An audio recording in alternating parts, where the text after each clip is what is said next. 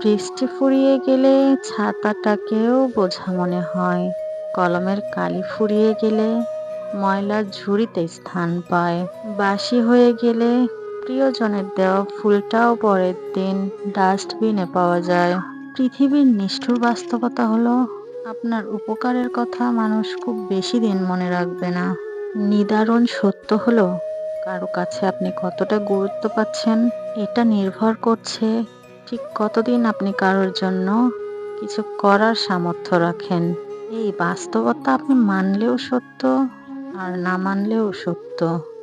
যে খবরের কাগজের দাম আজকে সকালে 10 টাকা, পরের দিন সকালে একই খবরের কাগজের দাম 1 কেজি 10 টাকা।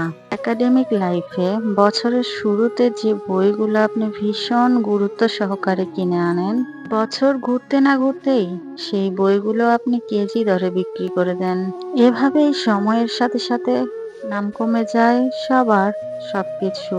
আমরা আপাতমস্তক স্বার্থপর প্রাণী। ভিখারিকে 2 টাকা ভিক্ষা দেওয়ার আগেও মানুষ চিন্তা করে ঠিক কতটুকু পূর্ণ হবে।